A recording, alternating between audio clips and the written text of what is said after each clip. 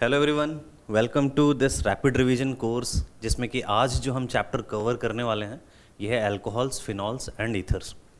तो एक्चुअली इसमें तीन तीन डिफरेंट फंक्शनल ग्रुप्स हैं। तो chapter on a theoretical scale थोड़ा बड़ा है। इसमें जो लेंथ है, क्योंकि बहुत सारी अलग अलग थ्योरीज हैं, अल्कोहल्स अलग है, फिनॉल्स के अलग रिएक्शंस हैं, ईथर्स के अलग प्रिपरेशंस एंड रिएक्शंस हैं, तो रिलेटिवली जो चैप्टर की लेंथ है वो थोड़ी ज़्यादा है। तो वन गो में हम इसको आज फिनिश करते हैं और ट्राई आपको भी थोड़ा लिखते जाना है। अगर जैसे रिवीजन है तो मोस्टली आप थोड़ा इस पर्पस से देख रहे होगे कि आपको एक बार चीज़ें ओवरव्यू कर लें फटाफट। तो जहाँ पे भी आपको थोड़ी दिक्कत थी उन अगर वहाँ पे एग्जांपल्स हैं और थोड़ी थ्योरी है तो उन थ्योरी को थोड़ी लिखना है तुम्हें। और एक आध कुछ मैकेनिज्म वगैरह है तो उनको भी लिखना है, थोड़ा समझने की ट्राई करना है। बाकी कुछ प्रॉब्लम वगैरह रहता है, कहीं पे कोई और दिक्कत रहती है तो आप कमेंट सेक्शन में पूछ सकते हो, उसका रेस्पॉन्स आपको मिल जाएगा। तो शुरू करते हैं आज ये टॉपिक हम अल्कोहल्स, फिनॉल्स एंड ईथर्स। तो कंटेंट्स जो हमारे पास है ये है, सबसे पहले तो नोमेनक्लेचर, उनके प्रिपरेशंस, अल्कोहल्स और फिनॉल्स के पहले पढ़ेंगे, उनकी physical properties, acidity, alcohols and phenols किस तरह के कितना एसिडिक होते हैं, क्यों एसिडिक होते हैं, फिर उनमें डिफरेंट कंपैरिजन कैसे करते हैं। तो इन सारी चीज़ों पे हम यहाँ पे डिस्कशन करेंगे। और इसके बाद फिर हम ईथर्स पे आएंगे, मतलब इनके रिएक्शंस पढ़ने के बाद फिर ईथर्स की preparation, physical properties and reactions पढ़ेंगे। ईथर्स में हालांकि बहुत ज़्यादा रिएक्शंस नहीं है, प्रिपरेशंस जो हैं मेथड्स वो भी बहुत ज़्यादा नहीं है। तो ओवरऑल ईथर्स थोड़ा छोटा टॉपिक है, बाकी अल्कोहल्स, फिनॉल्स में तो रिएक्शंस हैं। शुरू करते हैं सबसे पहले नोमेनक्लेचर से। तो नोमेनक्लेचर, हम जब अल्कोहल्स की बात कर रहे हैं, अल्कोहल्स को आइडेंटिफाई करना हमें आता है कि OH ग्रुप प्रेजेंट रहता है ना, ROH है तो इसे अल्कोहल कहते हैं। जब हम कॉमन नेम की बात कर रहे हैं तो इन्हें हम एल्काइल अल्कोहल लिखते हैं, कॉमन नेम में एल्काइल अल्कोहल।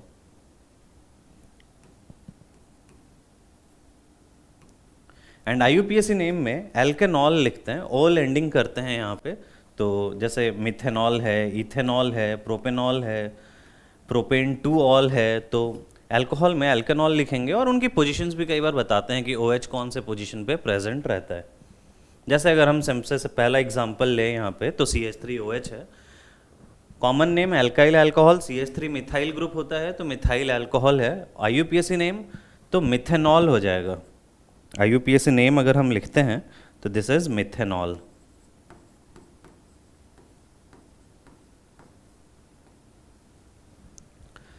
सेकंड देखो, इथाइल अल्कोहल है या फिर इथेनॉल, तो ऐसे ही मिथेनॉल, इथेनॉल, प्रोपेनॉल।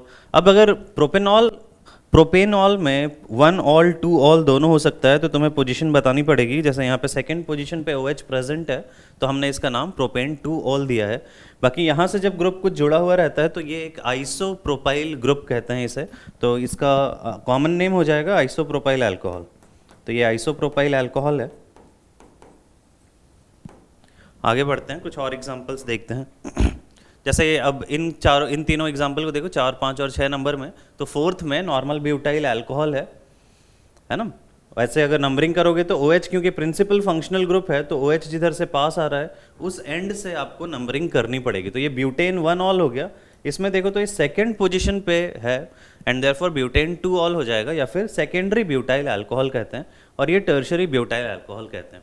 जैसे हेलाइड्स में हमने देखा था कि जो कार्बन, हैलोजन जिस कार्बन से जुड़ा हुआ रहता है वो कार्बन डिसाइड करता है कि वो प्राइमरी हेलाइड है, सेकेंडरी हेलाइड है। सिमिलरली अल्कोहल्स में भी जो कार्बन, OH जिस कार्बन से जुड़ा हुआ है, जैसे यहाँ पे जो OH है ये इस प्राइमरी कार्बन से जुड़ा हुआ है तो इसे हम 1 डिग्री अल्कोहल कहेंगे, प्राइमरी अल्कोहल कहेंगे।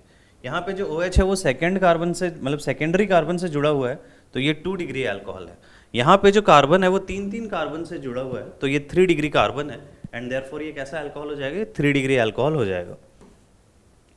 नियोपेंटाइल अल्कोहल, तो नियोपेंटाइल अल्कोहल का स्ट्रक्चर आपको पता रहना चाहिए कि नियोपेंटेन से आता है, नियोपेंटेन ऐसा होता है और यहाँ पे फिर OH ग्रुप लगा दे तो फिर ये नियोपेंटाइल अल्कोहल बन जाएगा। नंबरिंग करेंगे IUPAC नेम लिखने के लिए तो ये 1, 2 और 3 है। तो सेकेंड पोजिशन पे डाइमिथाइल है तो 2 डाइमिथाइल, प्रोपेन 1 ओल हो जाएगा। 8th में देखो तो साइक्लोहेक्सेन के ऊपर OH लगा हुआ है तो ये फर्स्ट कार्बन हो गया, ये सेकंड और ये थर्ड। कॉमन नेम कुछ नहीं है इसका, 3 मिथाइल साइक्लोहेक्सेनॉल हो जाएगा। 9th नंबर पे देखो तो दो ग्रुप्स हैं OH एंड OH, तो ये इथाइलिन ग्लाइकॉल है। जैसे अगर दोनों जगह पे Cl रहता तो इथाइलिन डाइक्लोराइड होता, इथाइलिन ग्लाइकॉल कहते हैं इसको, या फिर इथेन 1,2 डाइऑल। 3 OH रहता है तीनों कार्बन पे तो ग्लिसरॉल कहते हैं, या प्रोपेन 1,2,3 ट्राइऑल। अलाइल अल्कोहल का स्ट्रक्चर, डबल बॉन्ड के नेक्स्ट कार्बन पे अगर OH है तो ये अलाइल अल्कोहल है। अब ये 1 डिग्री अलाइल है, वैसे ही 2 डिग्री अलाइल हो सकता है, 3 डिग्री अलाइलिक हो सकता है। IUPAC नेम लिखेंगे तो OH की तरफ से लिखेंगे, तो इसका नाम हो जाएगा prop 2 in 1 ol। prop 2 in 1 ol, second OH की प्रायोरिटी ज़्यादा है तो ये फर्स्ट कार्बन, ये सेकेंड कार्बन और ये थर्ड कार्बन है, and therefore prop 2 in 1 ol इसका IUPAC नेम हो गया। नेक्स्ट पे आते हैं फिनॉल्स के नेमिंग पे। तो फिनॉल तो हमें पता है बेंजीन पे जब OH ग्रुप रहता है तो इसे फिनॉल कहते हैं। डिफरेंट फंक्शनल ग्रुप की तरह ही ट्रीट करते हैं, ऐसा नहीं कि आप अल्कोहल और फिनॉल को सेम फंक्शनल ग्रुप मानो। कॉमन नेम भी फिनॉल है, IUPAC नेम भी फिनॉल है। बाकी CH3 ग्रुप अगर रहता है यहाँ पे फिनॉल के साथ, OH के साथ CH3 ग्रुप भी है, तो इन्हें कॉमन नेम्स में क्रिसॉल्स कहते हैं।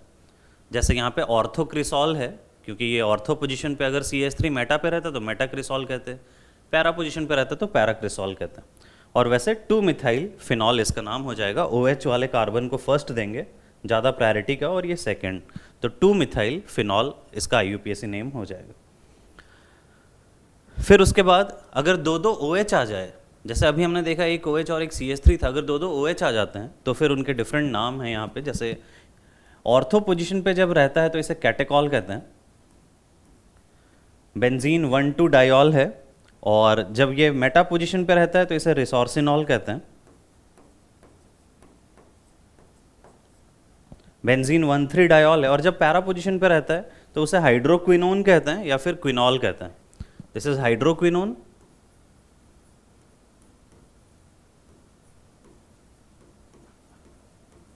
और क्विनॉल। बेंजीन 1,4 डाइऑल है। 6 नंबर में बेंजीन के डायरेक्टली OH नहीं लगा हुआ है, ये फिनॉल नहीं है, ये क्या है, this is alcohol, and therefore इसका नाम हमें अल्कोहल के हिसाब से, मतलब अगर ये रहता ये CH2OH आएगा, इसको थोड़ा करेक्ट करना पड़ेगा, तो ये वैसे हो जाता मिथाइल अल्कोहल। अगर CH3OH रहता तो मिथाइल अल्कोहल होता, लेकिन यहाँ पे फिनाइल ग्रुप भी लगा हुआ है तो हम phenyl as a branch treat कर रहे हैं, तो फिनाइल मिथाइल अल्कोहल या फिनाइल मिथेनॉल। मिथेनॉल है IUPAC नेम, और इस मिथेनॉल पे फिनाइल लगा हुआ है तो फिनाइल मिथेनॉल। वैसे इसका कॉमन नेम जो है वो ज़्यादा यूज़ होता है, दिस इज बेंजाइल अल्कोहल, तो इसे हम यहाँ पे बेंजाइल अल्कोहल कहेंगे। अगेन इसे बेंजाइल, बेंजाइलिक जैसा भी कह सकते हो। दिस इज 1 डिग्री बेंजाइल, वैसे ही 2 डिग्री 3 डिग्री बेंजाइल भी हो सकता है। नेक्स्ट हम ईथर्स पे आते हैं। तो ईथर्स का नाम भी जैसे हमने अल्कोहल का नाम लिखा था एल्काइल अल्कोहल, ईथर्स को भी एल्काइल ईथर्स लिखते हैं। ईथर्स कैसे दिखते हैं हमें पता है, ऑक्सीजन के दोनों तरफ कार्बन के ग्रुप्स होंगे, एल्काइल ग्रुप्स होंगे, तो सिंपली हम इसको लिखते हैं कॉमन नेम में एल्काइल ईथर। सबका नाम तो ऐसे ही लिख रहे हैं। कॉमन नेम अगर हेलाइड रहता है तो एल्काइल हेलाइड लिखते हैं, अल्कोहल रहता है तो एल्काइल अल्कोहल लिखते हैं, ईथर रहता है तो एल्काइल ईथर लिखते हैं, अमाइन रहता है तो एल्काइल अमाइन लिखते हैं। IUPAC नेम में एल्कॉक्सी एल्केन लिखेंगे। अगर सिंपल ईथर है तो एल्कॉक्सी एल्केन। इसे हम कोई प्रिंसिपल फंक्शनल ग्रुप की तरह ट्रीट नहीं करते हैं, फंक्शनल ग्रुप तो है लेकिन सब्सिडरी फंक्शनल ग्रुप की तरह ट्रीट करते हैं, एक ब्रांच के जैसा देखते हैं हम इसको। जैसे यहाँ पे अगर देखो तो ये जो OR ग्रुप है आपको इसे एक ब्रांच की तरह देखना पड़ेगा, है ना, इसे हम ब्रांच की तरह देख रहे हैं, और इधर उसका पेरेंट है। तो पेरेंट क्या है, पेरेंट इज मीथेन, तो पेरेंट मीथेन है एक कार्बन का, और ब्रांच का नाम क्या हो जाएगा, मिथॉक्सी। एल्कॉक्सी है तो पहले ब्रांच का नाम लिखते हैं फिर पेरेंट का नाम लिखते हैं, तो ब्रांच इज मिथॉक्सी और फिर मीथेन, तो मिथॉक्सी मीथेन हो गया। वैसे कॉमन नेम एल्काइल ईथर बताया, तो ये डाई मिथाइल ईथर, दोनों तरफ मिथाइल ग्रुप्स हैं, CH3 तो डाई मिथाइल ईथर। वैसे अगर डाई इथाइल ईथर लिखना है तो फिर दोनों तरफ इथाइल के ग्रुप्स लगा दो, तो ये बन जाएगा डाई इथाइल ईथर। बाकी अगर IUPAC नेम लिखेंगे तो फिर अभी कार्बन की चेन तो दोनों तरफ बराबर है, तो किसी को भी पेरेंट ले सकते हो, तो ब्रांच जो है वो ये हो जाएगा। अब ये जो है ब्रांच, तो ये इथॉक्सी इथेन, ठीक है। अब देखो इधर, इसमें अनसिमेट्रिकल ईथर है। ये अनसिमेट्रिकल ईथर मतलब ऑक्सीजन के दोनों तरफ डिफरेंट ग्रुप्स हैं। यहाँ पे एक तरफ मिथाइल है और एक तरफ इथाइल है, तो अल्फ़ाबेटिकली लिखते हैं। पहले इथाइल लिख दिया, फिर मिथाइल और फिर ईथर, तो ये इथाइल मिथाइल ईथर है। और IUPAC नेम के लिए आपको लॉन्गेस्ट चेन देखनी है। इधर एक कार्बन है और इधर 2 कार्बन की चेन है, तो ये हो जाएगा ब्रांच, और 2 कार्बन वाला हो जाएगा पेरेंट। 2 कार्बन मतलब इथेन यहाँ पे पेरेंट है और ब्रांच मिथॉक्सी है, तो मिथॉक्सी इथेन। कुछ और नाम है, जैसे 4th वाले में देखो तो ऑक्सीजन के एक तरफ इथाइल ग्रुप है और एक तरफ अलाइल है, तो अलाइल इथाइल ईथर हो गया। और IUPAC नेम लिखेंगे तो फिर एल्कीन है, तो ये प्रिंसिपल फंक्शनल ग्रुप है एंड देयरफॉर आपको एल्कीन के तरफ से नंबरिंग करना चाहिए। तो 3rd पोजीशन पे इथॉक्सी लगा हुआ है, तो 3 इथॉक्सी प्रोपीन हो जाएगा। 5th में ईथर जो है उसमें एक तरफ एरोमेटिक ग्रुप भी लगा हुआ है। इसका कॉमन नेम एनिसोल है, जो कि एक्सेप्टेड IUPAC नेम भी है ना। Anisole is accepted IUPAC name. बाकी वैसे जैसे हम पहले अल्काइल ईथर के जैसा नाम लिख रहे थे वैसा ही नाम लिख सकते हो। तो यहाँ पे मिथाइल और फिनाइल दोनों हैं, तो आप इसे मिथाइल फिनाइल ईथर भी कह सकते हो। मिथाइल और एक फिनाइल ग्रुप भी है, तो मिथाइल फिनाइल ईथर या मिथॉक्सीबेंजीन। मिथॉक्सीबेंजीन भी IUPAC नेम है, लेकिन यहाँ पे एनिसोल जो कि कॉमन नेम था उसे भी एक्सेप्ट कर लिया गया है, तो फिर वो भी IUPAC नेम है। फेनिटोल, फेनिटोल को हम इथॉक्सीबेंजीन कहते हैं या फिर इथाइल फिनाइल ईथर कह सकते हो। Phenetole is not an accepted IUPAC name, तो हम इसको यहाँ पे नहीं लिख रहे, आपको सिंपली इथॉक्सीबेंजीन लिखना पड़ेगा। आगे हम आते हैं प्रिपरेशन ऑफ एल्कोहल्स पे आते हैं। तो प्रिपरेशन ऑफ एल्कोहल्स में मतलब हमें अल्कोहल को प्रिपेयर करना है डिफरेंट फंक्शनल ग्रुप्स से या डिफरेंट ऑर्गेनिक कंपाउंड से। तो सबसे पहला जो हम यहाँ पे ले रहे हैं वो हाइड्रोकार्बन है, जो कि एल्कीन है। तो एल्कीन से अल्कोहल, आप एल्कीन के रिएक्शंस थोड़े रिकॉल करो।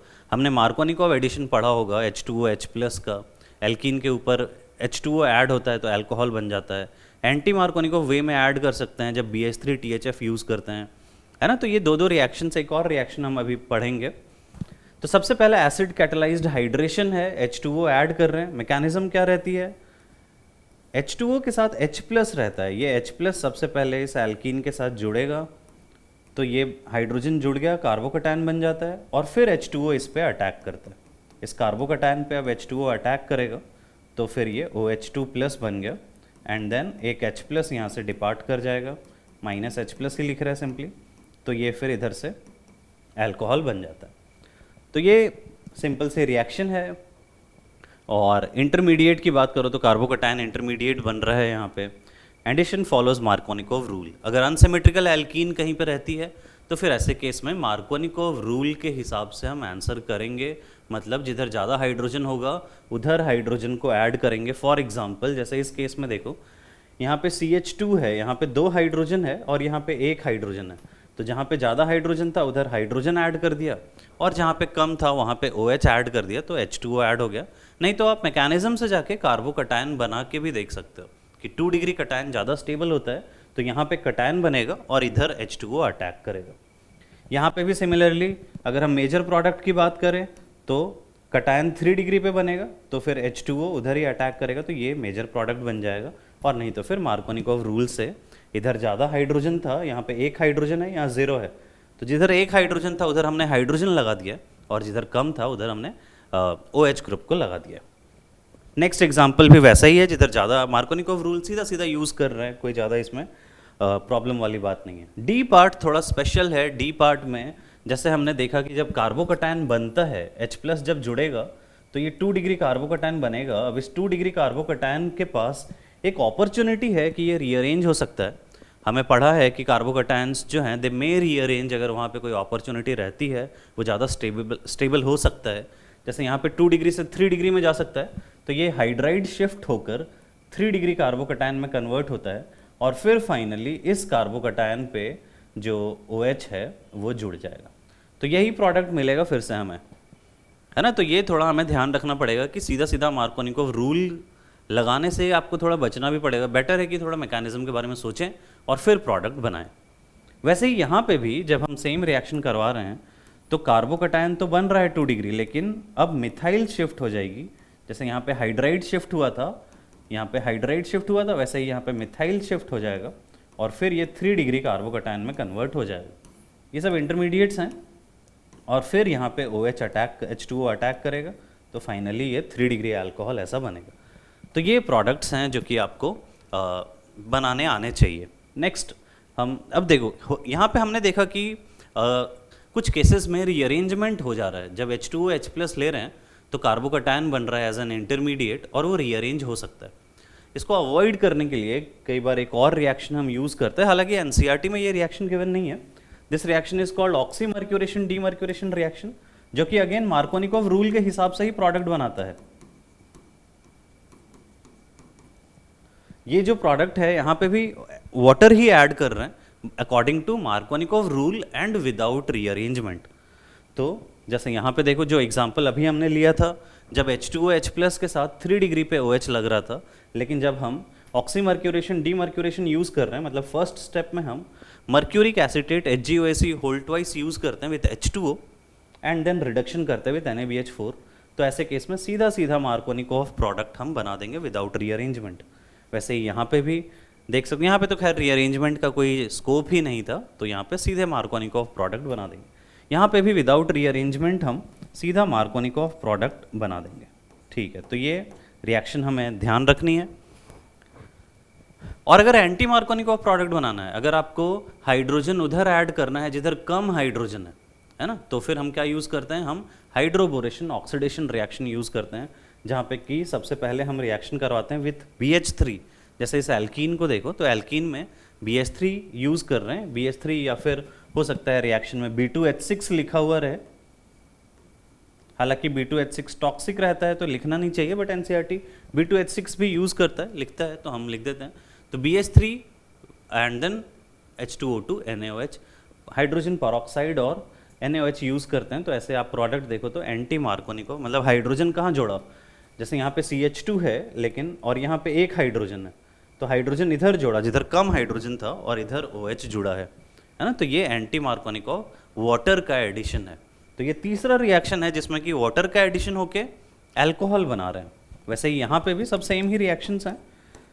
इसमें भी जब हम प्रोडक्ट बनाएंगे तो एंटी मार्कोनिकोव वे में हम यहाँ पे प्रोडक्ट बना देंगे। ये सब मेजर प्रोडक्ट्स की बात कर रहे हो। वैसे ही इसमें भी देख सकते हो, इसमें भी जब हम प्रोडक्ट बनाएंगे तो फिर एंटी मार्कोनिकोव वे में H एंड OH को हम ऐड कर देंगे, तो इधर से ये अल्कोहल बन जाएगा। तो डिज़ायर्ड प्रोडक्ट के हिसाब से आपको क्या चाहिए, उसके हिसाब से आप मार्कोनिकोव रूल या एंटी मार्कोनिकोव रूल, रीअरेंजमेंट और विदाउट रीअरेंजमेंट, तो आप चूज़ कर सकते हो इन सब में से।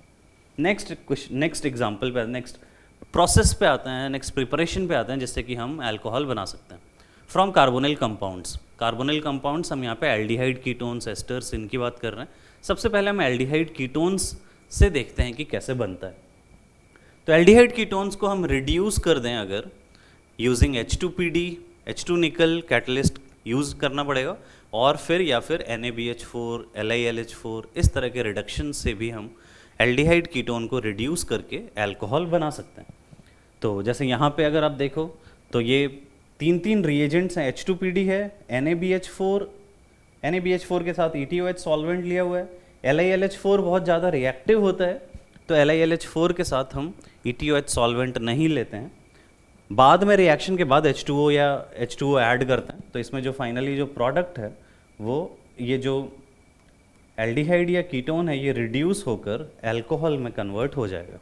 NaBH4 के साथ रिएक्शन बहुत ही सिंपल रहती है, एंड LiLH4 के साथ भी। जैसे ये जो कार्बोनिल ग्रुप है, इस कार्बोनिल ग्रुप पे BH4 जो हाइड्रोजन है इसका BH4 माइनस है, तो H हाइड्रोजन इस पे अटैक करता है, ये O माइनस बन जाता है, तो बस हाइड्रोजन इस पे जुड़ गया, O माइनस बन गया, और बाद में ETOH से ये एक हाइड्रोजन एक्सेप्ट कर लेता है और फिर ये अल्कोहल में कन्वर्ट हो जाता है। सिंपल से रिएक्शन है NaBH4 एंड LiLH4 के साथ। बस आपको ये याद रखना है कि LiLH4 बहुत ज़्यादा रिएक्टिव है, तो थोड़ा केयरफुली यूज़ करना पड़ता है उसका, है ना। जब बहुत ज़्यादा रिएक्टिव सब्सटेंस रहता है तो उसको हैंडल करना, जैसे उसको H2O के साथ नहीं रख सकते, बहुत ज़्यादा ओपन कंटेनर में नहीं रख सकते, फिर वो एयर के साथ भी थोड़ी रिएक्शन कर लेगा।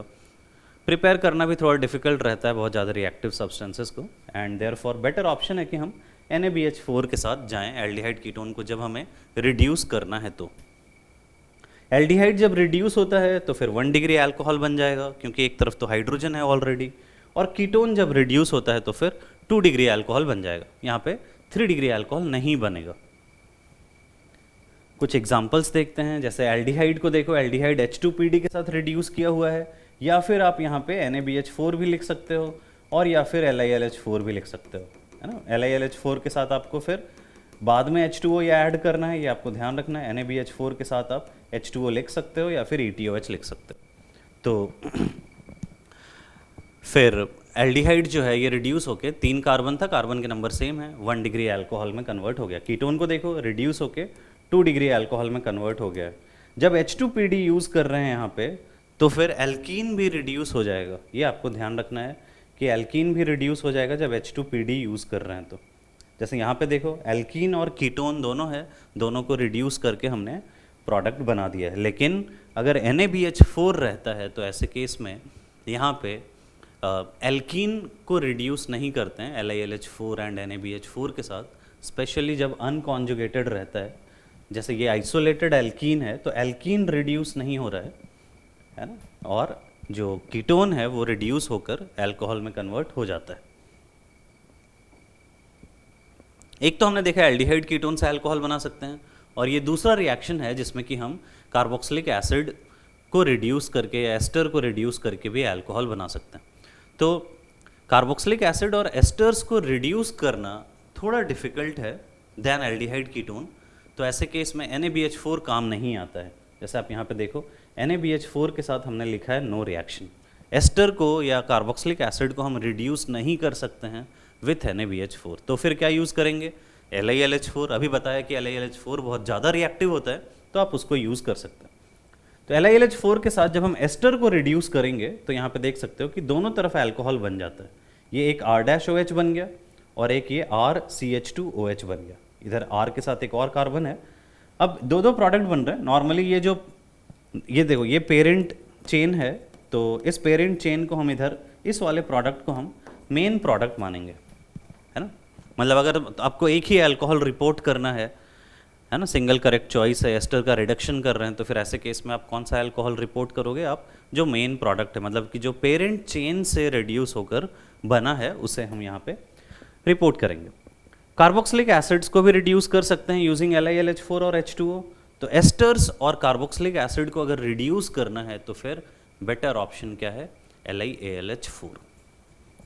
NCERT में एक और स्टेटमेंट दिया हुआ होगा कि कार्बोक्सिलिक एसिड्स को रिड्यूस करना LiLH4 से थोड़ा डिफ़िकल्ट रहता है, एंड देयरफॉर हम कार्बोक्सिलिक, एक्चुअली LiLH4 थोड़ा एक्सपेंसिव होता है तो ज़्यादा कंज्यूम भी हो जाएगा जब हम कार्बोक्सिलिक एसिड यूज़ करेंगे, क्योंकि एसिड बेस रिएक्शंस भी होंगे। तो एक्सपेंसिव होने की वजह से कार्बोक्सिलिक एसिड को पहले एस्टर में कन्वर्ट किया जाता है और फिर एस्टर को कैटालिटिक रिडक्शन करके अल्कोहल में कन्वर्ट किया जाता है।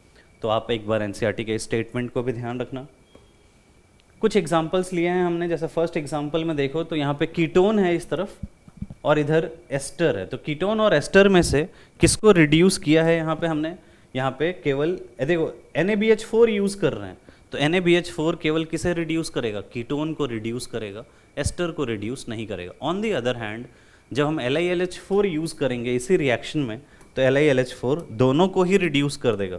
मतलब ये तो अल्कोहल बन ही जाएगा, इसके साथ साथ ये जो एस्टर था ये भी अल्कोहल बन जाएगा, है ना। साथ में ये वाला भी अल्कोहल बनेगा। तो ये तो हम जनरली ज़्यादा इसको रिपोर्ट नहीं करते, जैसे मैंने बताया कि जो पेरेंट चेन रहता है उसको हम जनरली बेटर रिपोर्ट करते हैं, ठीक है। यहाँ पे आपको बताना है कि कौन सा रिएजेंट यूज़ करना चाहिए NaBH4 या LiLH4 में। तो देखो कार्बोक्सिलिक एसिड को भी रिड्यूस कर दिया है ना, कार्बोक्सिलिक एसिड को भी रिड्यूस कर दिया है और एस्टर को भी रिड्यूस कर दिया है। तो एस्टर और कार्बोक्सिलिक एसिड दोनों ही रिड्यूस हो रहे हैं, NaBH4 तो दोनों को नहीं कर सकता है, तो फिर क्या यूज़ करना सही रहेगा? LiAlH4 यूज़ करना सही रहेगा यहाँ पे, ठीक है। थर्ड प्रिपरेशन है फ्रॉम ग्रिग्नार्ड रिएजेंट। तो ग्रिग्नार्ड रिएजेंट के साथ जब हम देखें तो R-MgBr है। अब आपको रिएक्शन, पहले आप थोड़ी मैकेनिज्म समझ लो, फिर आप रिएक्शन को देखना कि कैसे रिएक्शन होती है। तो कार्बोनिल ग्रुप है, जैसे एल्डिहाइड कीटोन यहाँ पे लिया हुआ है, और ये आपको पता है कि ग्रिग्नार्ड रिएजेंट को कैसे ट्रीट किया जाता है। R डैश MgBr है, R डैश MgBr को हम, या R1 MgBr है, तो इसे हम ट्रीट करते हैं R dash minus and MgBr plus. हमेशा ग्रिग्नार्ड रिएजेंट R MgBr को R डैश माइनस या R माइनस MgBr प्लस के जैसा ट्रीट करेंगे। जैसे मानो कि कोई कार्बोनिल ग्रुप है, तो इस कार्बोनिल ग्रुप पे एल्डिहाइड कीटोन किसी का भी रह सकता है, तो ये जो R माइनस है, इस R माइनस को आप इस कार्बन पे सीधा अटैक कराओ। क्यों अटैक कराओ भाई? ऑक्सीजन पे क्यों नहीं अटैक करा रहे, कार्बन पे क्यों करा रहे हैं? क्योंकि कार्बन पे ही डेल्टा पॉजिटिव चार्ज है, और ये जो नेगेटिव चार्ज है R माइनस, ये किस पे अटैक करेगा, किस पे अट्रैक्ट होगा? पॉजिटिव चार्ज की तरफ, एंड देयरफॉर कार्बन पे अटैक कर रहा है, और फिर ये O माइनस बन जाएगा। तो यहाँ से ये एक R ग्रुप और जुड़ गया, इस पे O माइनस बन गया। फर्दर H2O के साथ फिर ये जो O माइनस है एक हाइड्रोजन गेन करेगा, तो एक OH में कन्वर्ट हो जाएगा। तो यहाँ से ये बहुत ही सिंपल सी रिएक्शन है जिसके साथ ये अल्कोहल बन जाता है। अब यहाँ पे क्या है कि आप कैसा एल्डिहाइड कीटोन ले रहे हो उसके हिसाब से प्रोडक्ट बनेगा। जैसे अगर आप फॉर्मल्डिहाइड लेते हो, है ना, फॉर्मल्डिहाइड जब ले रहे हैं तो फिर ये 1 डिग्री अल्कोहल बनता है इससे। जब आप अदर एल्डिहाइड्स ले रहे हो, फॉर्मल्डिहाइड के अलावा कोई और दूसरा एल्डिहाइड लिया है आपने, तो फिर 2 डिग्री अल्कोहल बनता है। और जब कीटोन ले रहे हैं तो फिर ऐसे केस में 3 डिग्री अल्कोहल बनता है। ये आपको याद रखना है, और थोड़ा मैकेनिज्म सबकी आप लिख के देखो। जैसे फॉर्मल्डिहाइड है, यही मैकेनिज्म है। फॉर्मल्डिहाइड रहेगा तो फिर दोनों तरफ हाइड्रोजन और हाइड्रोजन आ जाएगा, तो हाइड्रोजन और हाइड्रोजन बन गया। तो देख सकते हो कि ये कार्बन से एक ही ग्रुप जुड़ा हुआ है, एंड देयरफॉर ये कैसा हो जाएगा, ये हो जाएगा 1 डिग्री अल्कोहल। इसी की जगह पे अगर एल्डिहाइड रहता है, जैसे R2 लिया है हमने, या यहाँ पे हम सिंपली R लिख रहे हैं अभी, तो एक R अगर हो जाए तो फिर ये क्या बन जाएगा, 2 डिग्री अल्कोहल बन जाएगा। और अगर दोनों तरफ R ग्रुप रहता है तो फिर ये दोनों तरफ R बन जाएगा, और फिर ये 3 डिग्री अल्कोहल बन जाएगा। तो सेम रिएक्शन है, सेम मैकेनिज्म है, बस अलग अलग व्यू से उसको देख रहे हैं और प्रोडक्ट्स डिफरेंट बना रहे हैं। तो आप तीनों के मैकेनिज्म यही है। आप लिखो एक बार और फिर समझ लो, थोड़ा याद रखने की भी ट्राई करो चीज़ों को। नेक्स्ट रिएक्शन पे आते हैं। अच्छा, कुछ एग्जांपल्स भी लिए हुए हैं। जैसे फर्स्ट वाले रिएक्शन को देखो, कार्बन के नंबर वगैरह भी आप ध्यान रख सकते हो। फॉर्मल्डिहाइड है तो क्या बनेगा, 1 डिग्री अल्कोहल बनेगा। एक कार्बन और एक कार्बन मिलके 2 कार्बन में कन्वर्ट हो गया। अब इधर देखो, ये जो ग्रिग्नार्ड रिएजेंट है 3 कार्बन का, मैं रिएक्शन की मैकेनिज्म लिख रहा हूँ, नेगेटिव चार्ज है, और एक फॉर्मल्डिहाइड के साथ इथन एसिटल्डिहाइड के साथ रिएक्शन करवा रहे हैं। तो वैसे हमें पता है कि 3 कार्बन है इसमें और 2 कार्बन है इसमें, 3 और 2 मिलके 5 कार्बन में कन्वर्ट हो जाएंगे। तो ये 3 और ये 2 कार्बन, ये O माइनस बन गया। बाद में फिर ये H2O के साथ रिएक्शन करके OH में कन्वर्ट हो जाएगा। तो आपको मैकेनिज्म सिंपल अगर लिखने आ रहा है तो फिर आप सीधा सीधा, और फिर चीज़ें थोड़ी ध्यान है, जैसे यहाँ पे 1 डिग्री अल्कोहल बन रहा है, 2 डिग्री अल्कोहल बन रहा है, कीटोन लिया है हमने तो कीटोन के साथ 3 डिग्री अल्कोहल, यही कीटोन पे जो ग्रिग्नार्ड रिएजेंट है ये ऐड हो जाएगा और 3 डिग्री अल्कोहल में इसको कन्वर्ट कर देगा। ठीक है। प्रिपरेशन ऑफ फिनॉल्स पे आते हैं। तो प्रिपरेशन ऑफ फिनॉल्स में अगर हम देखें तो सबसे 4 रिएक्शंस हैं एक्चुअली प्रिपरेशन ऑफ फिनॉल में। फर्स्ट रिएक्शन को अगर आप देख रहे हो तो ये रिएक्शन हेलोएरीन्स में हमने देखा है, जिसमें कि न्यूक्लियोफिलिक एरोमेटिक सब्स्टिट्यूशंस के अंदर ये रिएक्शन थी। तो अगर क्लोरोबेंजीन है तो क्लोरोबेंजीन से हम फिनॉल बना सकते हैं, लेकिन ये सब्स्टिट्यूशन बहुत ही डिफ़िकल्ट होती है, बहुत हाई टेम्परेचर पे होती है। आपको याद होगा कि जब NO2 लगाते हैं तो फिर सब्स्टिट्यूशन आसान होती है थोड़ी। एक NO2 लगाते हैं, फिर दूसरा लगाते हैं तो और आसान हो जाता है, तीसरा और लगाते हैं ऑर्थो पैरा पोजिशन पे तो फिर वो फास्टर रिएक्शन हो जाती है। यहाँ पे कोई NO2 नहीं है, एंड ऐसे केस में टेम्परेचर 350 डिग्री सेल्सियस के अराउंड रहता है यहाँ पे, है ना, और 300 एटमॉस्फेयर पे जाके ये रिएक्शन होती है। फिर हम H+ ऐड करते हैं तो फिर ये फाइनली फिनॉल में कन्वर्ट होता है। दूसरी रिएक्शन है from benzene sulphonic acid. Similar reaction ही है यहाँ पे, जैसे Cl लिविंग ग्रुप था, यहाँ पे SO3H जो है वो लिविंग ग्रुप की तरह है। तो बेंजीन से सबसे पहले हमने बेंजीन सल्फोनिक एसिड बना लिया है ओलियम के साथ, या फिर H2 कॉन्सेंट्रेटेड H2SO4 के साथ रिएक्शन करके, और फिर उसको NaOH के साथ रिएक्शन करके, ये भी हाई टेम्परेचर पे ही है ना, हाई टेम्परेचर पे हम NaOH के साथ रिएक्शन करवा रहे हैं तो फिर ये फिनॉल में कन्वर्ट हो जाएगा। थर्ड रिएक्शन है from diazonium salts. Diazonium salts की एक्चुअली रिएक्शंस अमाइंस चैप्टर में ज़्यादा मिलेंगी, हम एक बार देख लेते हैं। एनिलीन को जब हम NaNO2HCl के साथ रिएक्शन करवाते हैं एट 0 to 5 डिग्री सेल्सियस, या फिर नाइट्रस एसिड के साथ रिएक्शन करवाते हैं, मतलब HNO2 के साथ रिएक्शन करवाते हैं, वो एक ही बात है। HNO2 की जगह पे हम NaNO2HCl लेते हैं, तो फिर ये बेंजीन डाइजोनियम क्लोराइड बन जाता है N2+ एंड Cl-, और फिर H2O के साथ वार्म करते हैं इसको, तो फिर फिनॉल में ये कन्वर्ट हो जाता है। तो आपको याद रखना पड़ेगा कि बेंजीन डाइजोनियम क्लोराइड की रिएक्शन वार्म H2O के साथ फिनॉल प्रोडक्ट बनाता है। एंड फिर फोर्थ रिएक्शन फ्रॉम क्यूमीन, जो कि इंडस्ट्रियल प्रिपरेशन है ना, इंडस्ट्रियल, जो इंडस्ट्रीज़ में फिनॉल्स की प्रिपरेशन होती है लार्ज क्वांटिटीज़ में, वो इसी मेथड से होती है, जहाँ पे कि स्टार्टिंग मटेरियल क्या है, क्यूमीन है ना। आइसोप्रोपाइल बेंजीन के को हम सबसे पहले ऑक्सीजन के साथ रिएक्शन करवाते हैं, और जब हम ऑक्सीजन के साथ रिएक्शन करवाते हैं तो फिर ये देख रहे हो कि ऑक्सीजन ऐड हो जाता है, ये क्यूमीन हाइड्रोपेरोक्साइड में कन्वर्ट हो जाता है, और इसके बाद फिर हम इसकी हाइड्रोलाइसिस कर देते हैं H2OH+ के साथ, तो ये रीअरेंज हो जाता है, और रीअरेंज होके एक फिनॉल बनता है और दूसरा एसीटोन बनता है। तो एसीटोन का भी इंडस्ट्रियल प्रिपरेशन है ये, है ना। एसीटोन भी और फिनॉल भी दोनों इक्वल अमाउंट में बनते हैं, लेकिन मेजरली हमारे लिए जो इम्पॉर्टेंट है अभी वो फिनॉल है। तो क्यूमीन को सबसे पहले क्यूमीन हाइड्रोपेरोक्साइड बनाया O2 के साथ रिएक्शन करवा के, और फिर जब हम उसकी हाइड्रोलाइसिस करते हैं तो फिर वो किस में कन्वर्ट हो जाता है, वो फिनॉल एंड एसीटोन में कन्वर्ट हो जाता है। तो ये तो सारे प्रिपरेशन के रिएक्शंस हो गए हमारे। अब हम आते हैं इनके फिजिकल प्रॉपर्टीज़ पे। सबसे पहला जो फिजिकल प्रॉपर्टी है यहाँ पे, ये है बॉइलिंग पॉइंट। नॉर्मली दो ही चीज़ें तो रहती है, एक बॉइलिंग पॉइंट और एक सॉल्युबिलिटी। बॉइलिंग पॉइंट का अगर ट्रेंड देखो तो जब साइज़ इंक्रीज़ हो रही है इधर जाने पे, जब साइज़ इंक्रीज़ हो रही है तो फिर बॉइलिंग पॉइंट इंक्रीज़ होगा, है ना, क्योंकि डिस्पर्जन फोर्सेस बढ़ रहे हैं। और इधर देखो अल्कोहल्स की बॉइलिंग पॉइंट जो एल्डिहाइड कीटोन्स हैं उनसे ज़्यादा होती है। क्यों ज़्यादा होती है? क्योंकि ये क्या कर सकता है, ये हाइड्रोजन बॉन्डिंग कर सकता है। अल्कोहल्स में OH ग्रुप है जहाँ पे हाइड्रोजन बॉन्डिंग होती है, और हाइड्रोजन बॉन्डिंग की वजह से अल्कोहल्स का जो बॉइलिंग पॉइंट है वो एल्डिहाइड कीटोन से ज़्यादा होता है। ईथर्स में और एल्केन्स का जो बॉइलिंग पॉइंट है वो लगभग बराबर ही होता है वैसे, है ना। किसी जगह पे एल्केन का भी ज़्यादा हो सकता है। आप एग्जांपल NCERT में देखो जहाँ पे ईथर्स की फिजिकल प्रॉपर्टीज़ दी हुई है, वहाँ पे एक एग्जांपल है जहाँ पे कि एल्केन का बॉइलिंग पॉइंट रेस्पेक्टिवली ईथर से ज़्यादा है। तो इन दोनों का बॉइलिंग पॉइंट थोड़ा कंपेरेबल रहता है। और फिर एल्डिहाइड में डाइपोल डाइपोल फोर्सेस की वजह से ज़्यादा है, और इसमें तो खैर हाइड्रोजन बॉन्डिंग अल्कोहल में होती है। Methanol, ethanol and propanol are miscible with water, क्योंकि साइज़ कम है। हाइड्रोफोबिक पार्ट, जैसे जब हम सॉल्युबिलिटी की बात करते हैं तो सॉल्युबिलिटी में सीधा सीधा ट्रेंड है लाइक डिजॉल्व्स लाइक। अगर पोलर पार्ट ज़्यादा है तो पोलर में सॉल्युबल हो जाएगा, नॉन पोलर है तो नॉन पोलर में सॉल्युबल हो जाएगा। जैसे जैसे यहाँ पे साइज़ इंक्रीज हो रही है, देखो 3 कार्बन, 4 कार्बन, 5 कार्बन, तो जो नॉन पोलर पार्ट है ये नॉन पोलर पार्ट बढ़ रहा है, और जब नॉन पोलर पार्ट बढ़ेगा तो फिर वाटर में सॉल्युबिलिटी क्या होगी, कम हो जाएगी। वाटर हाईली पोलर है, तो अगर पोलर वाला पार्ट बढ़ता मतलब OH और ज़्यादा हो जाता, तो फिर ऐसे केस में सॉल्युबिलिटी बढ़ती। लेकिन अगर हाइड्रोफोबिक पार्ट मतलब नॉन पोलर पार्ट अगर बढ़ेगा तो वाटर में सॉल्युबिलिटी कम हो जाएगी। ठीक है।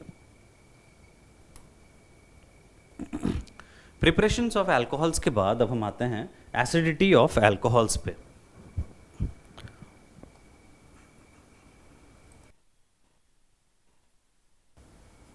एसिडिटी ऑफ अल्कोहल्स और फिनॉल्स की बात करें अगर तो अल्कोहल्स और फिनॉल्स में जो फिनॉल्स है वो थोड़ा ज़्यादा एसिडिक होते हैं, लगभग 1 मिलियन टाइम्स ज़्यादा एसिडिक होते हैं। ये 10⁻⁻17 या -16 के अराउंड कुछ रहता है एज़ पर NCERT।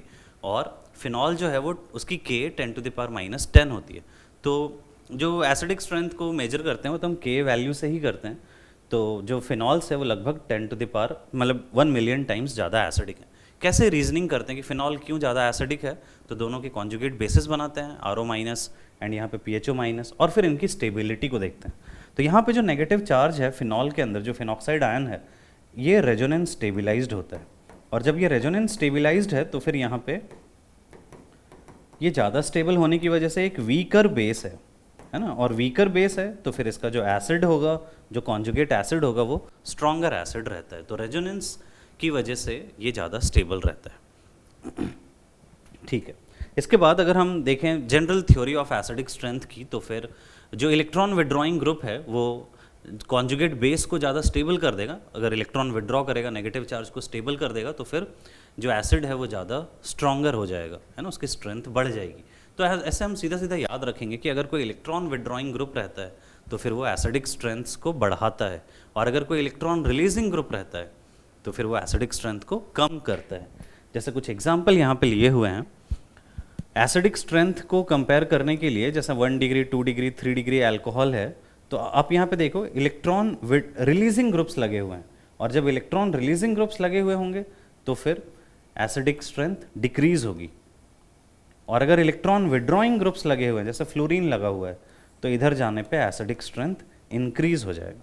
तो ये सीधा सीधा एक लॉजिक है थ्रू कॉन्जुगेट बेस। तो आप ये बता सकते हो कि कौन सा ज़्यादा एसिडिक होता है और कौन सा कम एसिडिक होता है।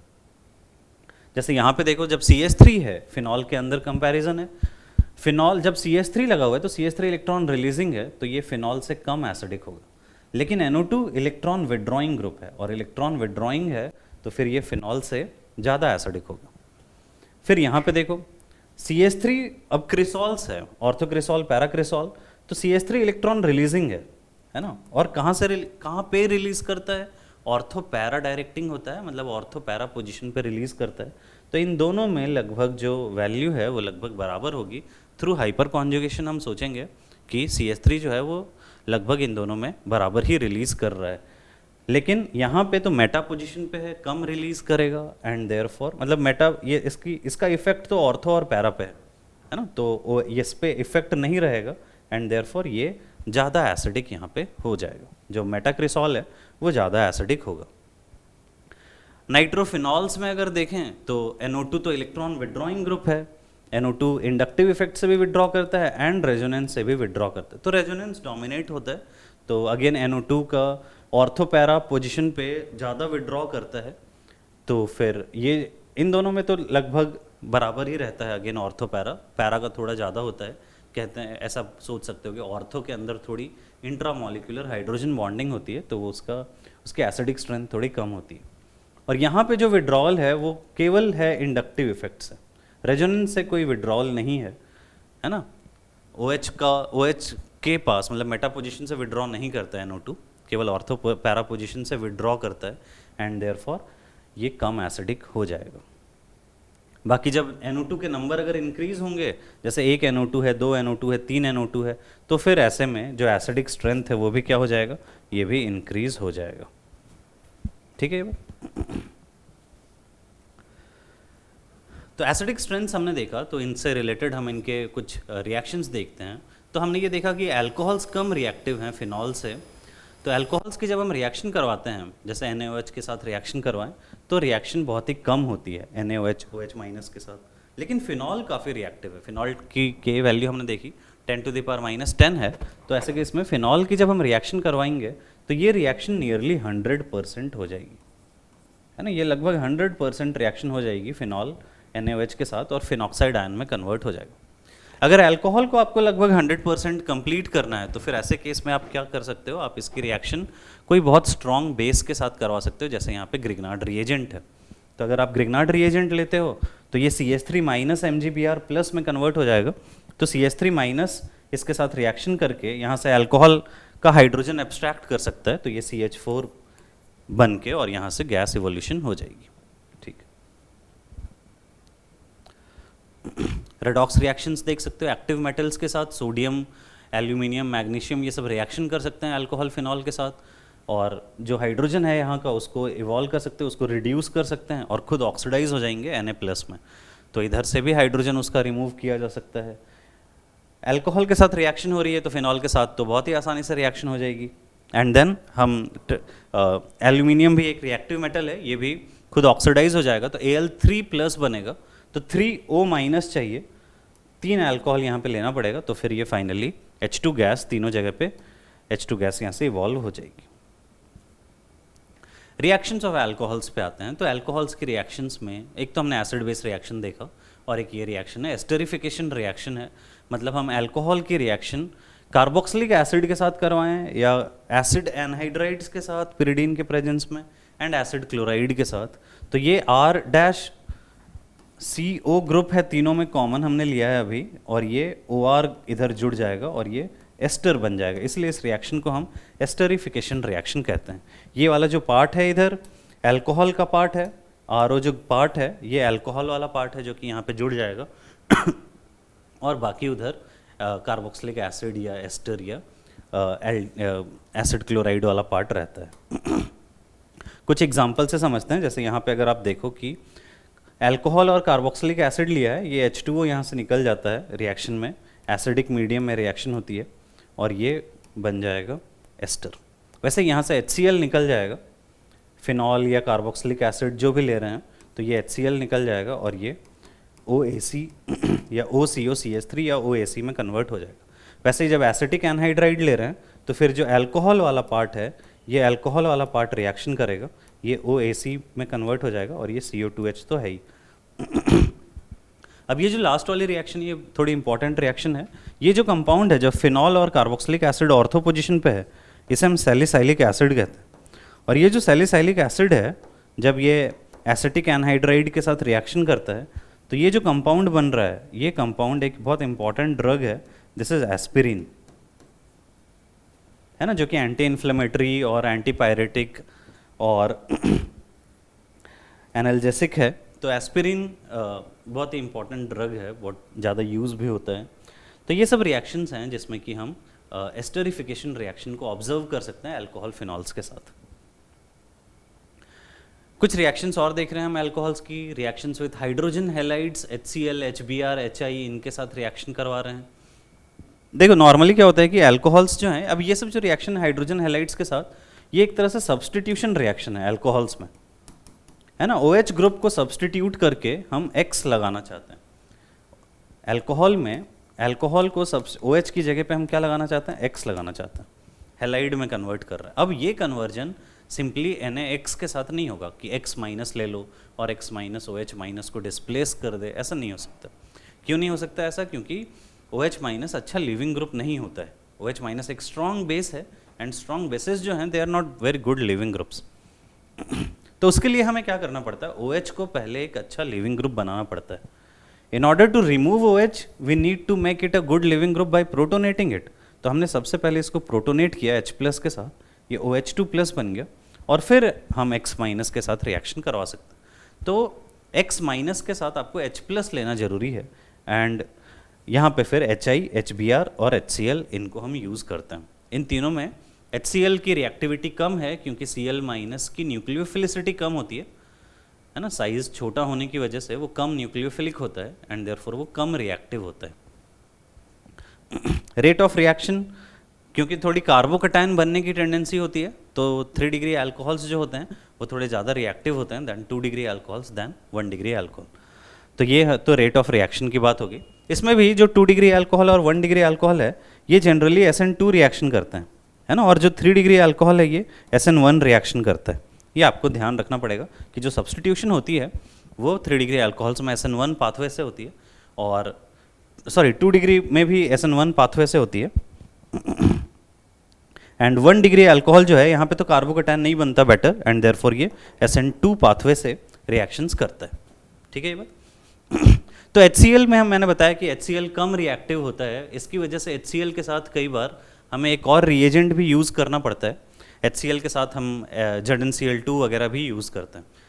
अगर HBr है तो HBr के साथ जैसे रिएक्शंस को देखो, जैसे मैंने बताया कि 3 डिग्री अल्कोहल के साथ रिएक्शन में क्या होती है, रिएक्शन सबसे पहले तो H+ प्रोटोनेट हो जाएगा, OH2+ बन गया, फिर ये H2O 3 डिग्री अल्कोहल है, इसको यहाँ से रिमूव करके आप कार्बोकटायन बना सकते हो और फिर Br- इस पे जब अटैक करेगा तो ये Br में कन्वर्ट हो जाएगा। तो मैकेनिज्म आपको लिखना है एक बार। वैसे ही अब ये 1 डिग्री अल्कोहल है, 1 डिग्री अल्कोहल में मैंने बताया कि कार्बोकटायन स्टेबल नहीं बनता है, तो यहाँ पे जो रिएक्शन है वो कैसे होती है, वो SN2 पाथवे से होती है। Br- इस पे अटैक करता है और फिर इसको यहाँ से डिस्प्लेस करता है तो फिर ये Br में कन्वर्ट हो जाता है। ठीक है। HCl के साथ हमें क्या यूज़ करना पड़ता है, HCl के साथ हमें ZnCl2 यूज़ करना पड़ता है उसकी रिएक्टिविटी को बढ़ाने के लिए। और ये जो कॉम्बिनेशन है HCl और ZnCl2 का, इसे हम कहते हैं ल्यूकास रिएजेंट। तो HCl ZnCl2 यूज़ करते हैं, और ये एक टेस्ट भी है, मतलब ल्यूकास टेस्ट कहते हैं, जिसमें कि हम 1 degree alcohol, 2 degree alcohol and 3 degree alcohols को डिस्टिंग्विश करते हैं। आपको अगर बताना है क्योंकि अल्कोहल तो बिल्कुल जैसे पानी दिखता है वैसे ही 1 degree alcohol, 2 degree alcohol, 3 degree alcohol तीनों वैसे ही दिखेंगे लगभग आपको। तो फिर आप कैसे बता पाओगे कि कौन सा 1 डिग्री है, कौन सा 2 डिग्री है, कौन सा 3 डिग्री है? तो ऐसे केस में हम क्या करते हैं, उसमें हम ल्यूकास रिएजेंट ऐड करते हैं। ल्यूकास रिएजेंट ऐड करने से क्या होता है, जो पहले वाटर में सोल्यूबल था अल्कोहल, अब वो इनसोल्यूबल हो जाता है क्योंकि उसमें हेलाइड बन गया है।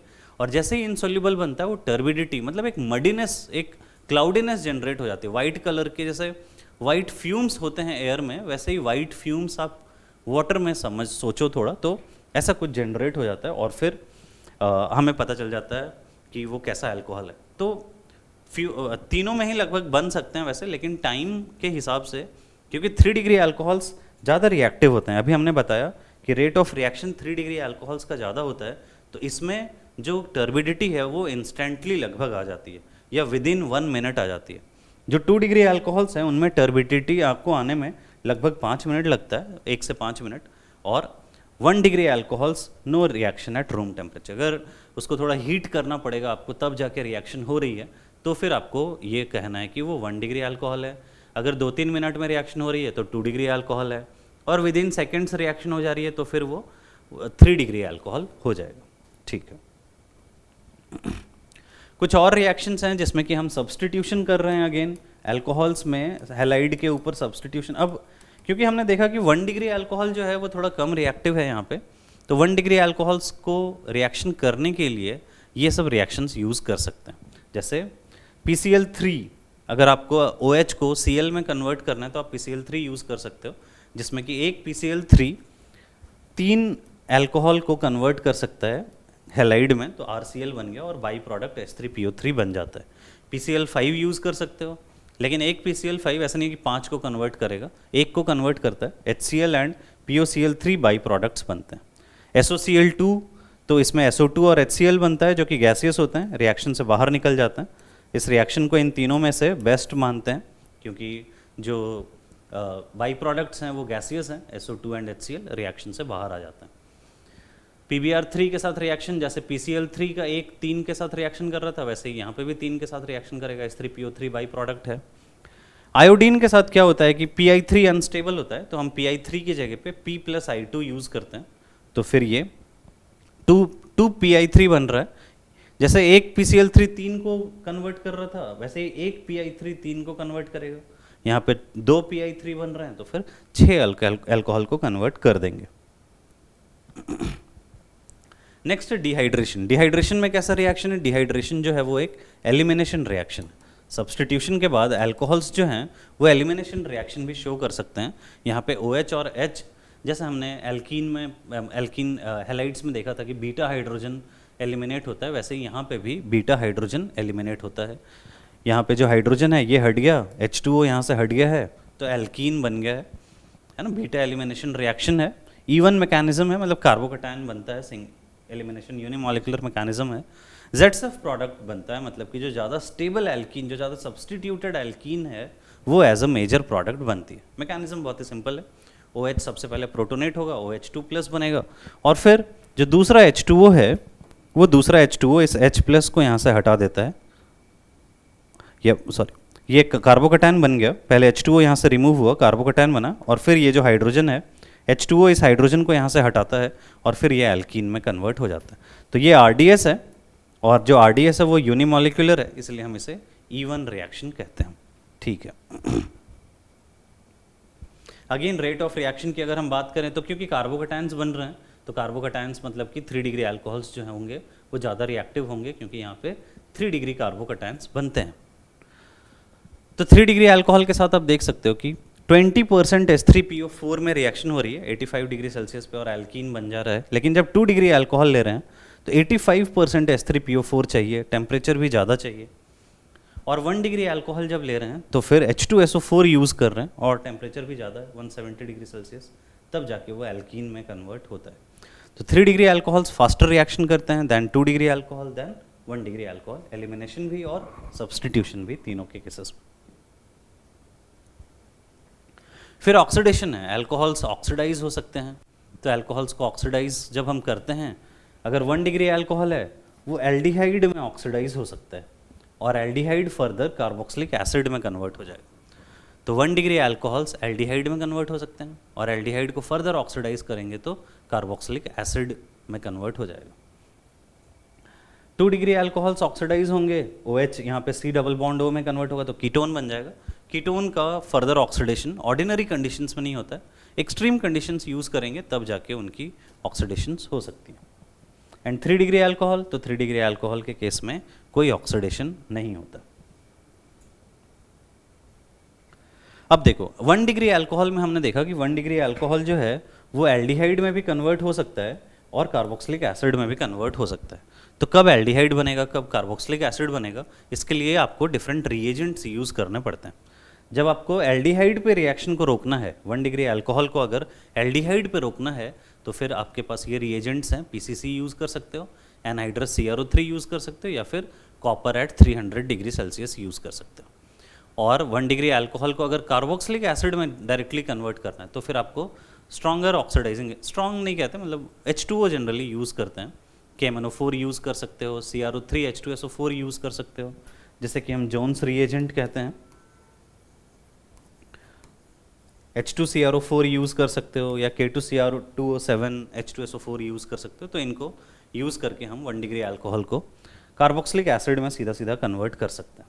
जैसे अगर हम यहाँ पे कुछ एग्जांपल देखें तो अल्कोहल को एल्डिहाइड बनाया गया है, अगर PCC यूज़ करोगे तो एल्डिहाइड बन जाएगा। नेक्स्ट रिएक्शन में KMnO4 है, 1 डिग्री अल्कोहल KMnO4 यूज़ करेंगे तो फिर ये किस में कन्वर्ट हो जाएगा, कार्बोक्सिलिक एसिड में। कॉपर 300 डिग्री सेल्सियस पे कीटोन बन जाएगा। और कॉपर 300 डिग्री सेल्सियस अगर 3 डिग्री अल्कोहल के साथ यूज़ कर लें तो 3 डिग्री अल्कोहल्स की ऑक्सीडेशन नहीं होती है, लेकिन इतने हाई टेम्परेचर पे ये एलिमिनेट हो सकता है और ये एल्कीन में कन्वर्ट हो जाता है। ये ध्यान रखना है कि ऑक्सीडेशन नहीं होगी लेकिन क्या हो जाएगा, एलिमिनेशन हो जाएगा और ये एल्कीन में कन्वर्ट हो जाएगा।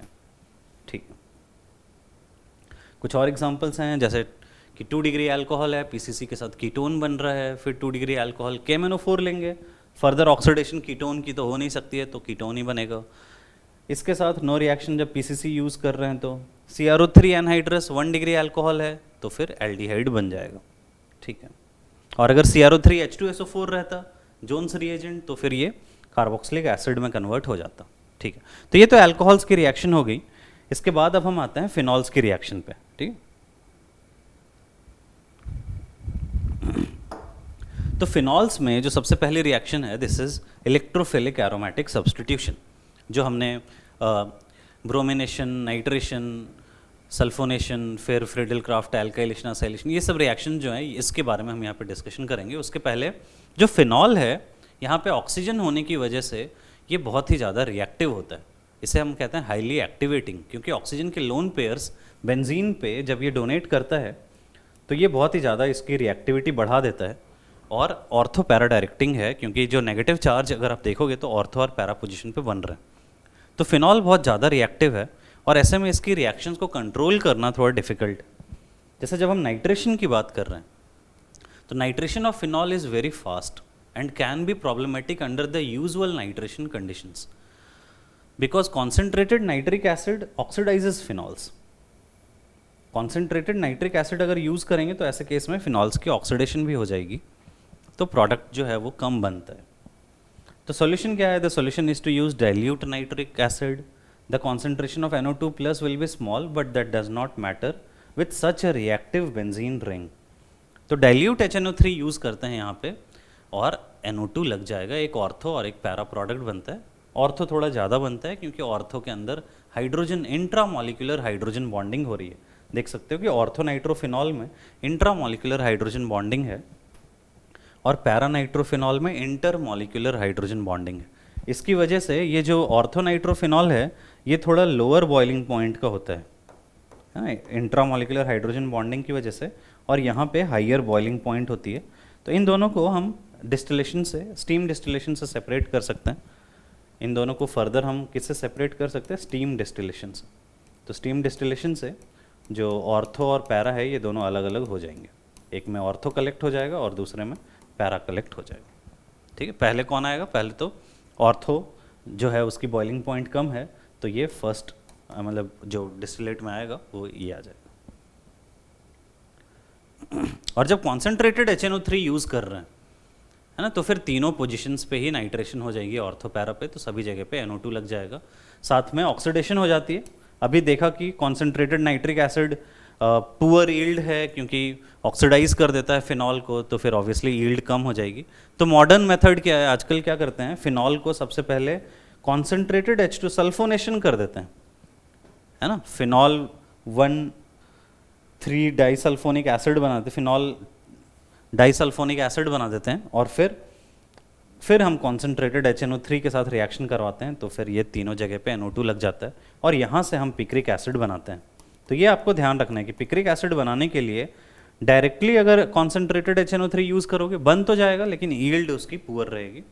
तो क्या करना पड़ता है, सबसे पहले सल्फोनेशन करना पड़ता है, और फिर हम नाइट्रेशन करते हैं। हेलोजेनेशन कर सकते हैं, लेकिन वही प्रॉब्लम है, फिनॉल इतना ज़्यादा रिएक्टिव है कि जब हम नॉर्मल हेलोजेनेशन जैसे Br2 Fe कैटलिस्ट की भी जरूरत नहीं है, H2O में कराएं तो ही रिएक्शन को कंट्रोल नहीं कर सकते। तीनों जगह पे ऑर्थो पैरा पोजीशन पे ब्रोमीन लग जाता है, वाइट प्रेसिपिटेट बन जाता है। रिएक्शन को कंट्रोल करने के लिए क्या करना पड़ता है, लो टेम्परेचर रखना पड़ता है एंड नॉन पोलर सॉल्वेंट रखना पड़ता है। जब लो टेम्परेचर रखते हैं, नॉन पोलर सॉल्वेंट रखते हैं, तब जाके रिएक्शन कंट्रोल होती है, ऑर्थो एंड पैरा पे प्रोडक्ट बनता है, और पैरा जो है वो मेजर प्रोडक्ट यहाँ से बन जाएगा। ठीक है, CS2 जो है वो नॉन पोलर सॉल्वेंट है, कार्बन डाइसल्फाइड। कुछ और रिएक्शंस फिनॉल के, कोलबेज रिएक्शन में हम फिनॉल से सैलिसाइलिक एसिड बनाते हैं। अभी हमने देखा था सैलिसाइलिक एसिड से एस्पिरिन बना रहे थे,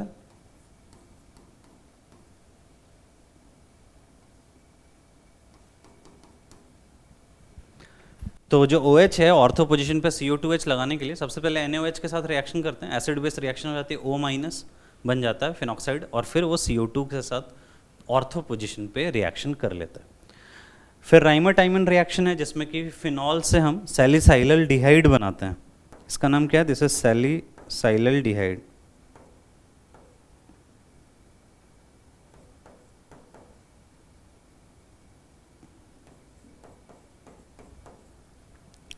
सैलिसाइलल डिहाइड बनाते हैं जिसमें कि हम क्लोरोफॉर्म यूज़ करते हैं, CHCl3 यूज़ करते हैं विथ NaOH। तो क्लोरोफॉर्म के साथ जब रिएक्शन करवाएंगे फिनॉल की NaOH के साथ एंड फॉलोड बाई H+, तो फिर सैलिसाइलल डिहाइड बन जाएगा। एक इंपॉर्टेंट इंटरमीडिएट जो कि NCERT में गिवन है, जो कि तुम्हें ध्यान भी रखना है, OH के साथ ये CHCl2 बनता है पहले, है ना। CCl2 वहाँ से डाइक्लोरोकार्बिन एक्चुअली इलेक्ट्रोफाइल जनरेट होता है, मैकेनिज्म देखोगे तो फिर इसमें ये फाइनली CHCl2 में कन्वर्ट होता है, कि इंटरमीडिएट है रिएक्शन के लिए। ठीक है, रिडक्शन ऑफ फिनॉल्स, फिनॉल को रिड्यूस कर सकते हैं, बेंजीन बना सकते हैं, जिंक के साथ हीटिंग करने पे फिनॉल रिड्यूस हो जाएगा। और ऑक्सीडेशन, ये Na2Cr2O7 के साथ या फिर H2CrO4 के साथ ऑक्सीडाइज कर सकते हैं, और ये बेंजोक्विनोन कॉन्जुगेटेड डाइकीटोन बन जाता है। डार्क कलर्ड कंपाउंड्स रहते हैं, तो आपको स्ट्रक्चर वगैरह याद रखना पड़ेगा। तो ये कुछ रिएक्शंस थे फिनॉल के। इसके बाद हम ईथर्स की प्रिपरेशन पे आते हैं ना। तो ईथर्स की प्रिपरेशन में जो सबसे पहले रिएक्शन है, प्रिपरेशन ऑफ ईथर, वैसे दो ही रिएक्शन है, उसमें भी ये जो रिएक्शन है बाई डिहाइड्रेशन ऑफ अल्कोहल्स, ये बहुत सक्सेसफुल रिएक्शन नहीं रहती है। अभी हम देखते हैं कि क्या हो रहा है यहाँ पे। तो एक तो पहली रिएक्शन जो कि हमने यहाँ पे देखी है, 1 डिग्री अल्कोहल को H2SO4 के साथ जब 170 डिग्री सेल्सियस पे रिएक्शन करवाते हैं तो एलिमिनेशन हो रहा था, एल्कीन बन रहा था। लेकिन अगर 140 डिग्री सेल्सियस आप रखते हो तो फिर क्या बन जाएगा, ईथर बन जाएगा।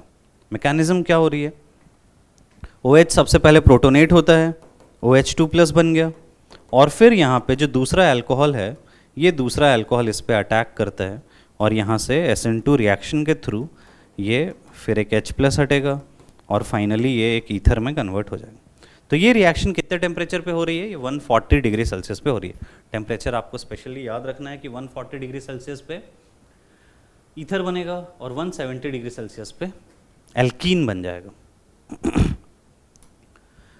This method is suitable for the preparation of ethers having primary alkyl groups only. क्यों, क्योंकि जब सेकेंडरी और टर्शरी लेते हैं तो फिर एलिमिनेशन के चांसेस ज़्यादा बढ़ जाते हैं।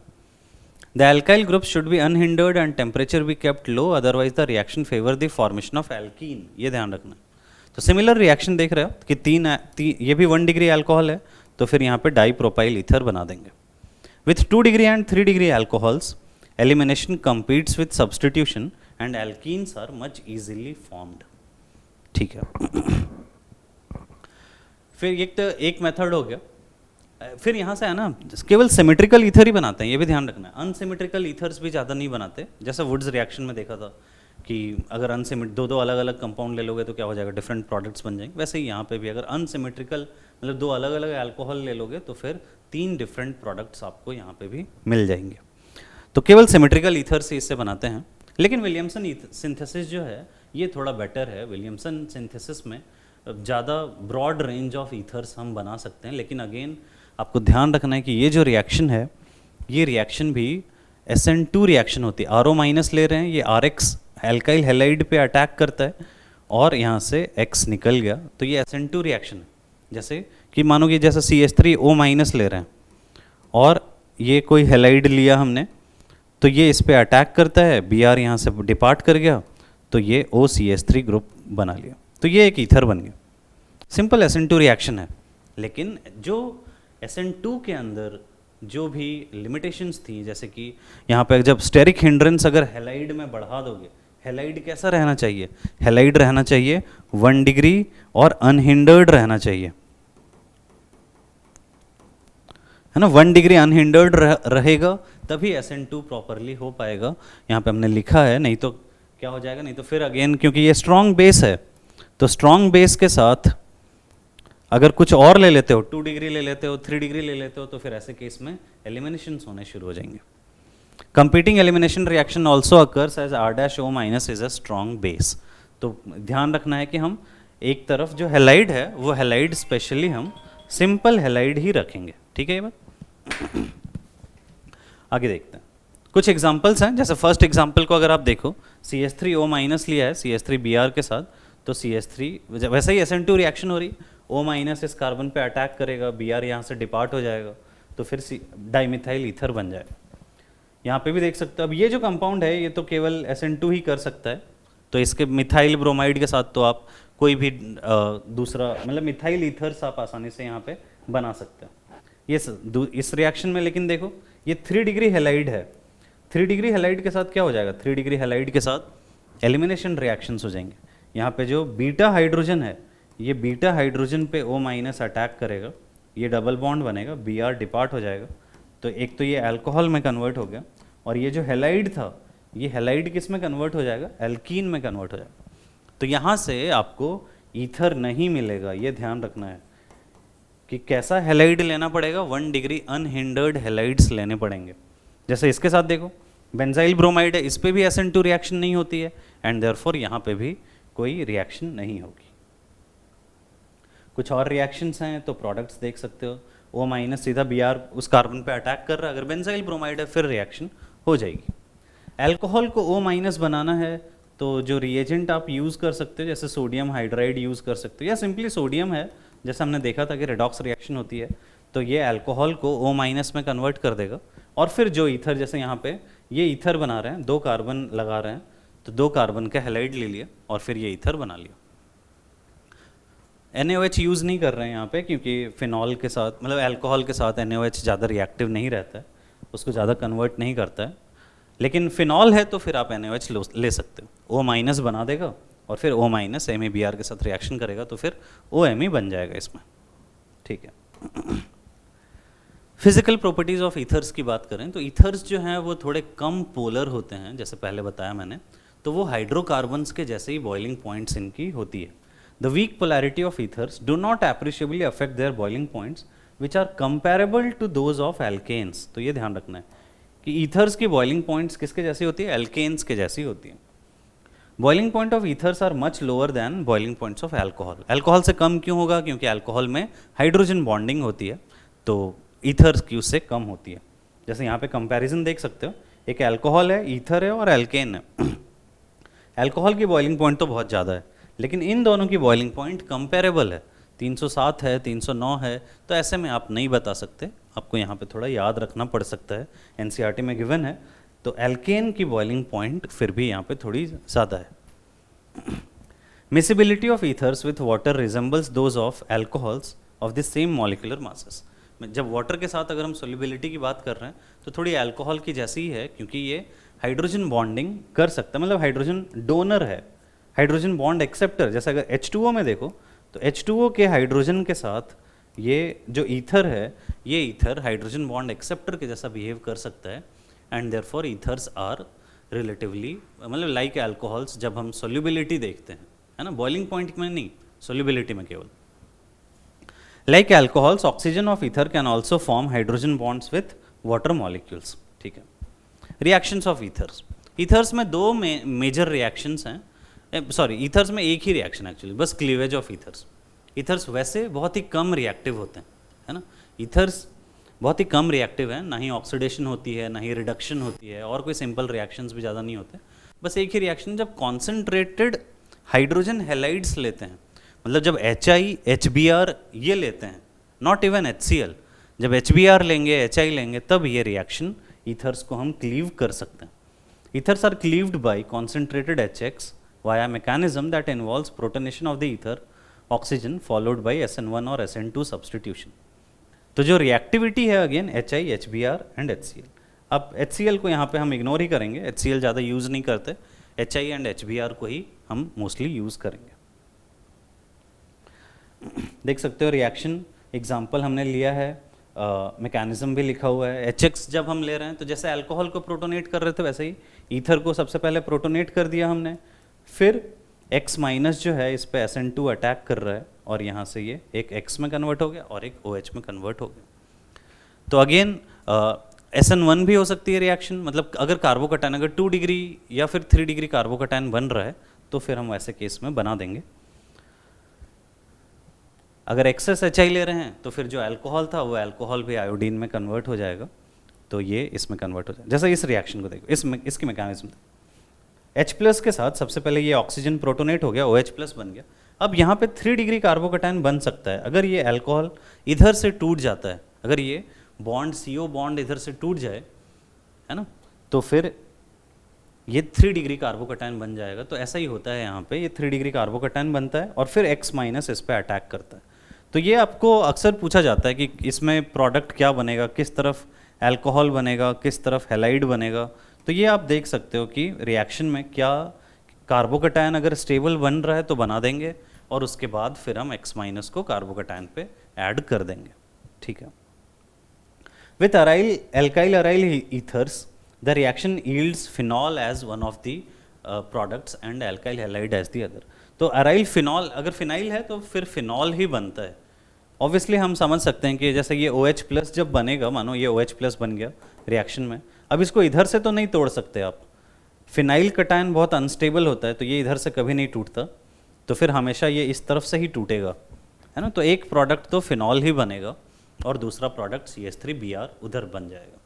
जैसे यहाँ पे भी ये इधर से ही टूटेगा तो एक तो फिनॉल ही बनेगा और दूसरा जो प्रोडक्ट है वो फिर बेंजाइल कटायन वहाँ पे बना के और फिर आप ये बेंजाइल ब्रोमाइड बना सकते हो। तो ये 2 प्रोडक्ट्स यहाँ पे बन जाएंगे।